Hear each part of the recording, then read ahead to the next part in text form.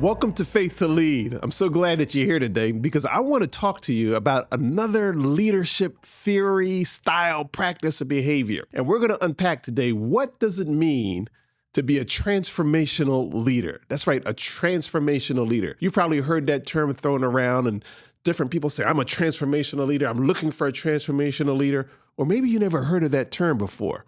But we're going to discuss exactly what it is right here on Faith to Lead. So this is what I want you to do. I want you to go ahead and share this podcast. You can subscribe to it or visit us at faithtolead.com, where there's even more resources and a community that'll engage, because we want to hear your comments. We want to hear your thoughts about what you think it means to be a transformational leader.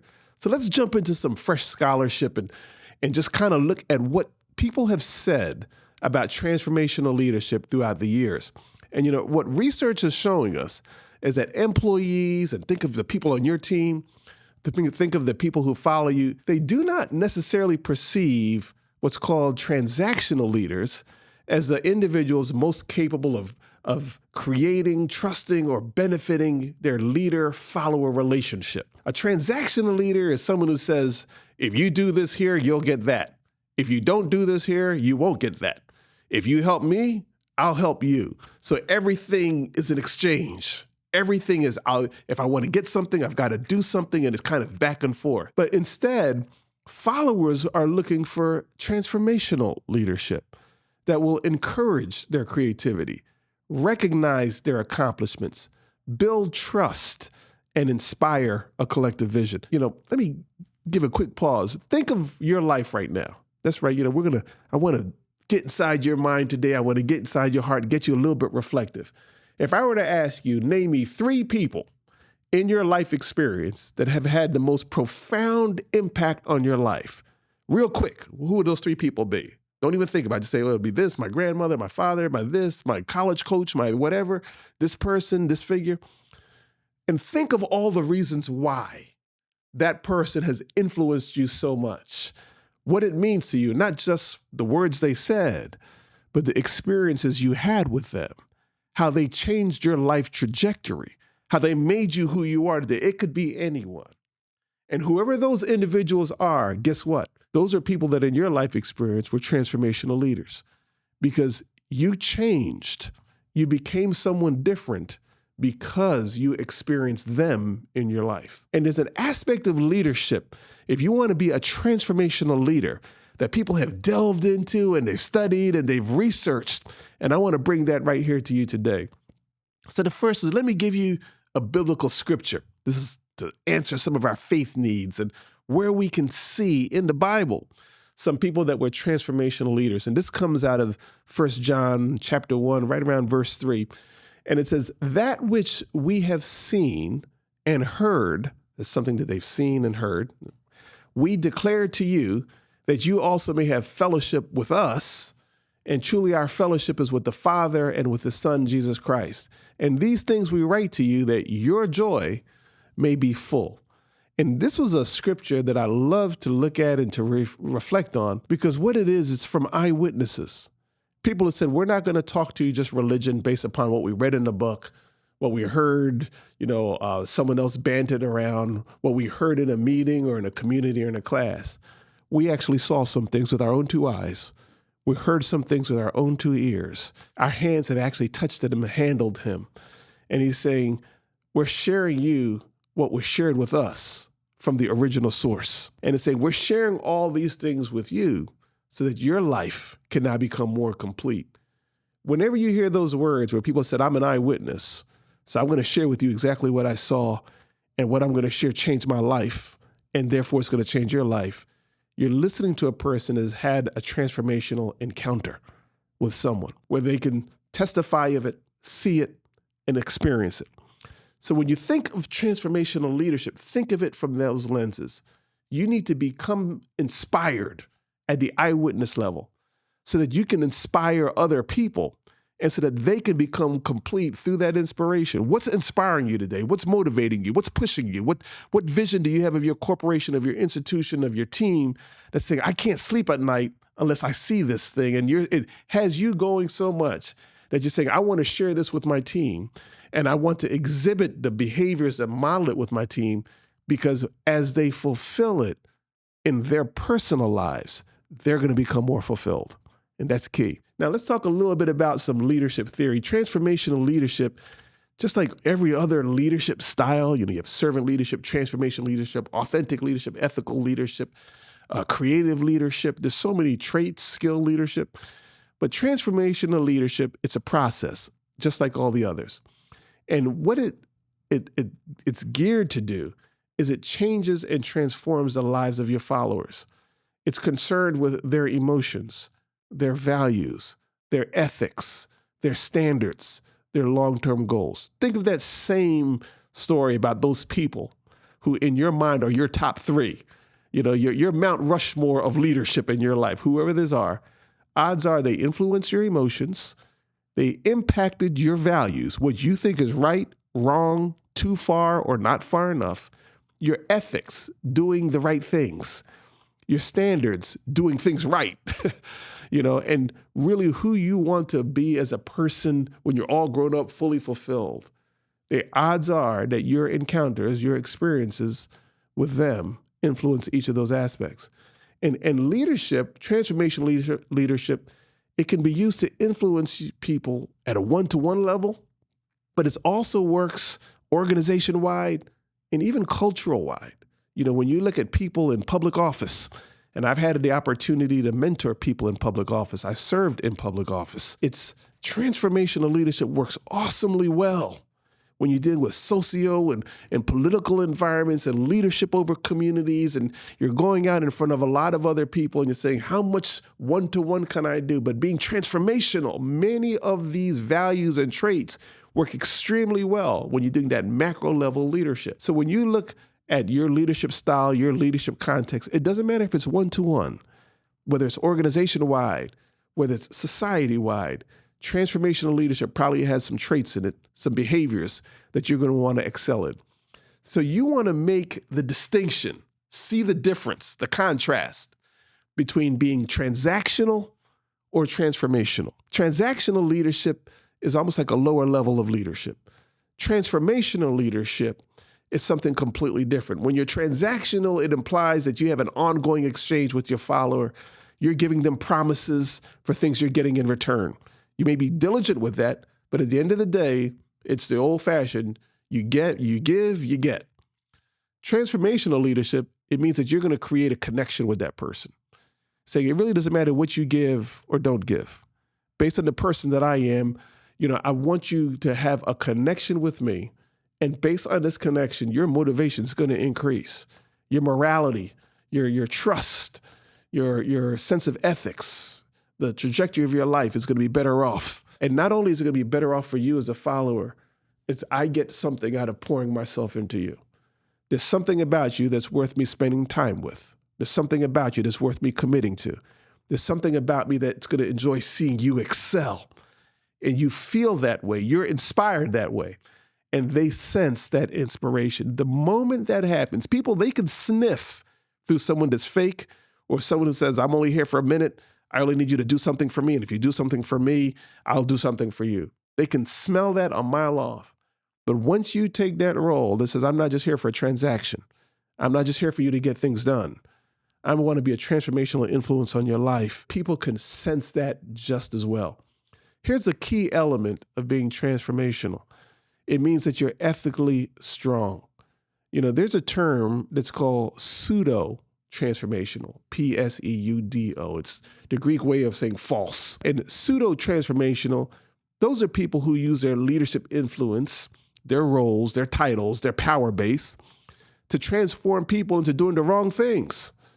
It's the old-fashioned leader or the executive who says, there's some things that I want done for my own personal gain, and I'm going to get other people to do it, to put their name on it, so that they'll be my fall guy.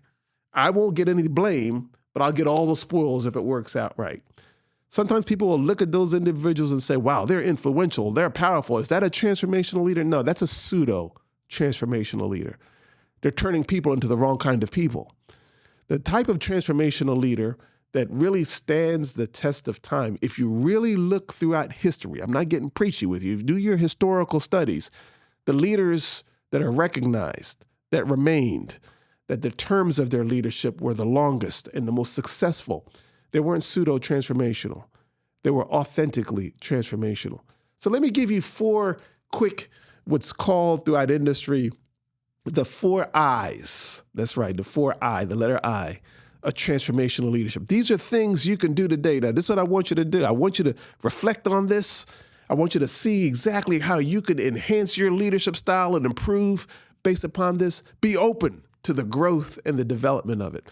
And you can share this podcast, subscribe to it, check out faith2lead.com where you can engage. We want to hear your comments in our community forum that's there, to just say what you see and who are some of the people that were transformational to you and why. Let us know that. That's where you'll be able to hear other comments and glean even more from this topic.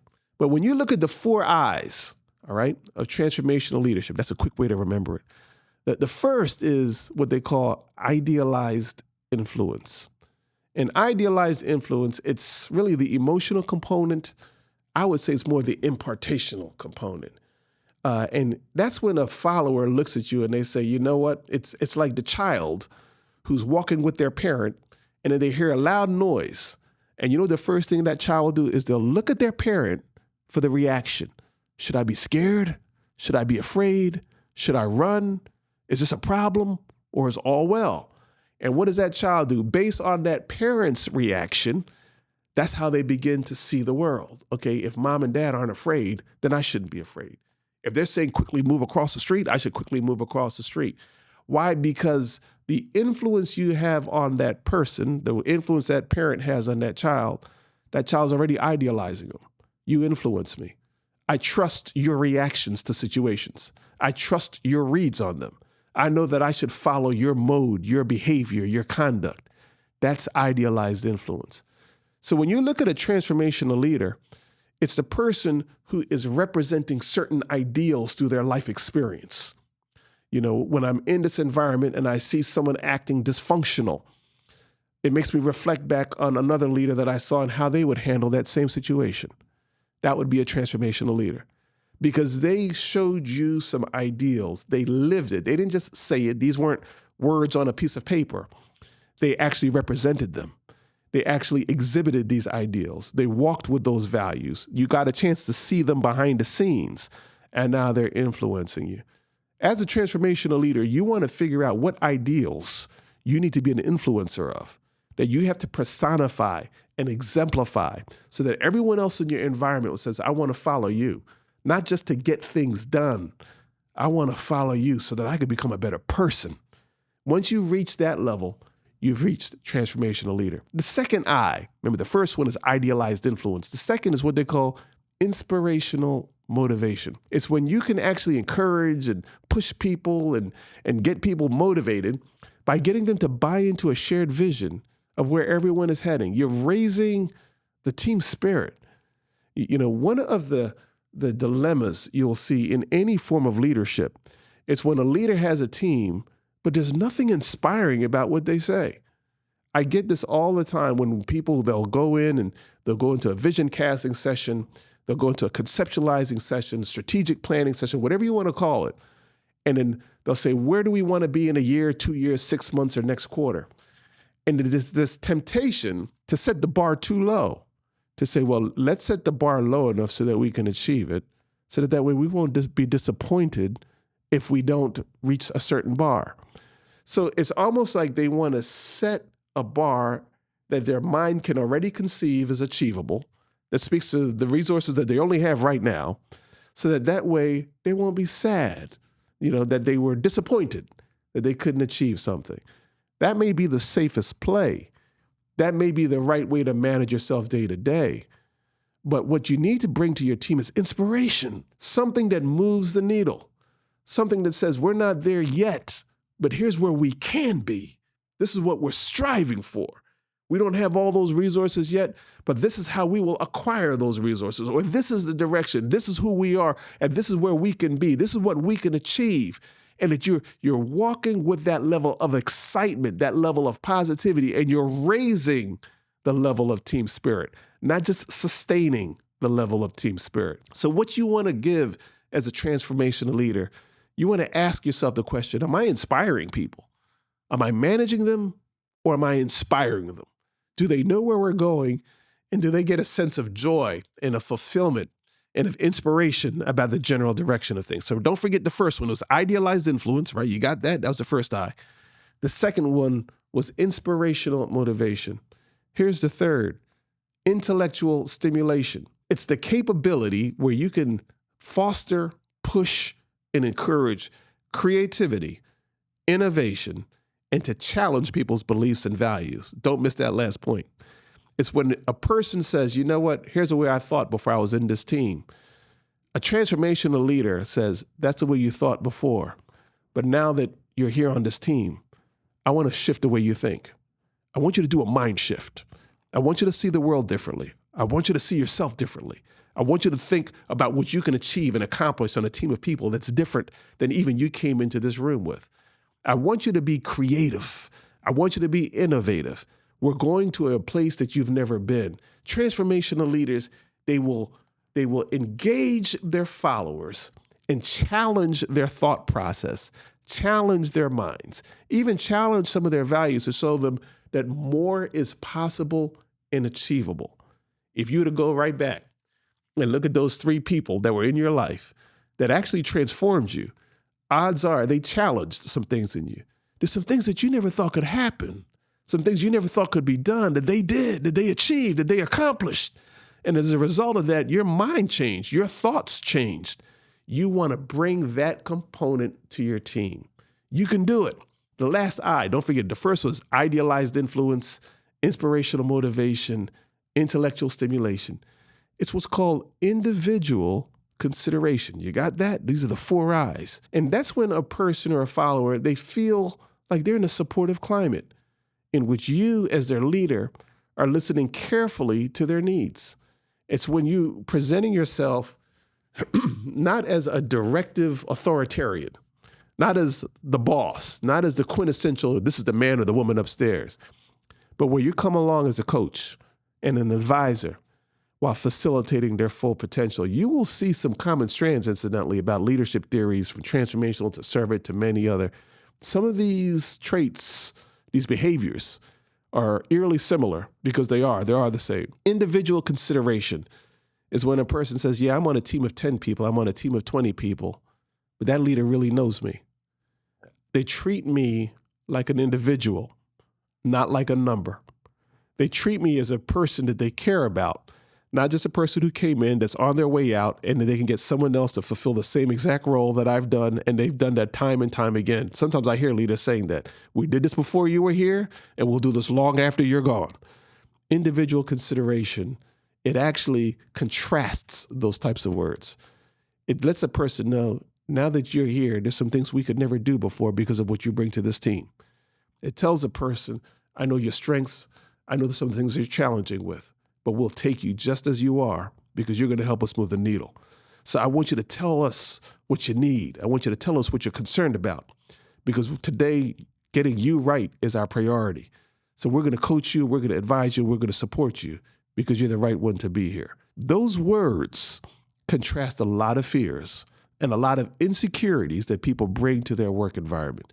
And so if you can put those 4 I's together, that was idealized influence, that was intellectual stimulation, individual consideration, inspirational motivation, all of those aspects together is what's considered transformational leadership. I'm going to encourage you today, see which one of those I's, actually, I want you to comment on this. Which one of those I's are you strongest at? Which one of those I's are you weakest at? And which one of those I's are you challenged about? Say, I don't know if that's true for being a transformational leadership. But when you look at the theory of it, the study of it, all the assessments that are done, they've all agreed that these are 4 sentinel aspects of what constitutes transformational leadership. Now, let me tell you a story about how this happened to me in practice. Years ago, when I was in college and university, I always had this interest in public service, politics, running for office. Sometimes people ask me, who was the person that inspired you the most? Why did you run? Who are you trying to be like? What motivated you to do it? And that's a story for another day. But what I could tell you is when I was on a college campus, and I was right around my sophomore, junior year, I was watching CNN, I was watching the television, and at that time the country was in war. It was in the first war against Iraq. Actually, maybe not the first war, but it was the prevalent war. And every day there was a gentleman, a military gentleman, who would come on the air and give a detailed report to the press about the state of the war, representing the troops, and what's going on. And for the first time in my life, I felt compelled that I had to watch the news every single day. Because when I looked at this individual, I said, the way he's carrying himself, his mastery of his subject, his confidence, but yet his sincerity, his integrity, and the respect he commanded amongst his peers, amongst the press, amongst the president at that time, I said, I've never seen anything like it. The name of that man is Colin Powell. And that had such an impact on my life that I watched every one of his press conferences. And I said, you know what? I want to be an individual of substance. I want to be someone that studies. I want to be someone who can speak out on behalf of their country, their community, who's not just saying how they feel, but it's actually substantive, scholarly, backed with integrity, in which they're earning and gaining respect, in which everyone feels good about what they're saying, not just because they're giving out platitudes, but because what they're saying is right, that it has a strong base, a strong ethical base, and yet it had the strength of a nation. And so I actually, when I watched him and I saw all those press conferences, that's what motivated me to get active. I said, I want to do that for my own town. I want to do that for my own community. I want to be like that person. That's a transformational leader. Sometimes it's not a person who you've met. It's a person that you've seen that's had a profound impact on your life, that exhibits those four eyes, that they stimulate your mind, that they inspire you, that they exhibit certain ideals, that you say, you know what, I want to live by those same standards. You can look time and time again in different contexts that I've been in, whether it was in public service, whether it was in the church. I have a father who was exceedingly transformational, that everywhere he went, he would start a church from absolutely nothing, no members, no buildings, nothing, and the church would flourish. But yet, when you looked at how he lives his life, he exhibits every one of these traits. I've seen this in school systems, where if you ask many great teachers, and get this, many great school teachers, why did you get into education? What made you want to teach this subject? Many of them will tell you, because I had a great teacher myself. There was someone who taught me in 6th grade and 8th grade. I said, they gave me a love for this subject. I said, I want to teach this. It was infectious. Their encounter with that teacher not only made them love that subject, it made them want to get into that field. So when you look at any aspect, any industry, what's going on in your team, transformational leaders are all around. Everyone's influenced by someone. But I'm going to tell you today is when you look at what you're trying to accomplish, add some of those traits and values to you. See how you can inspire someone, how you can challenge someone, how you can exhibit a set of values where other people will say, you know what, I want to follow you. I want to be like you because that's the kind of person that I want to be like. And that will bring to my own personal actualization. You can do it. You can become a transformational leader. So I want to thank you for joining us today. Make sure you share this podcast. Go ahead, you can subscribe to the channel. Go to faith2lead.com because right there we actually have a comment and a chat room where we want people to engage and talk about these issues. There's only so much we can talk about right here. I can talk to you, but that lets you talk to me and talk with other leaders. And in that exchange, there's going to be a level of growth that can only come when you get to interact with other leaders. So check us out at faith2lead.com. And just remember, you can win. Thanks for joining us.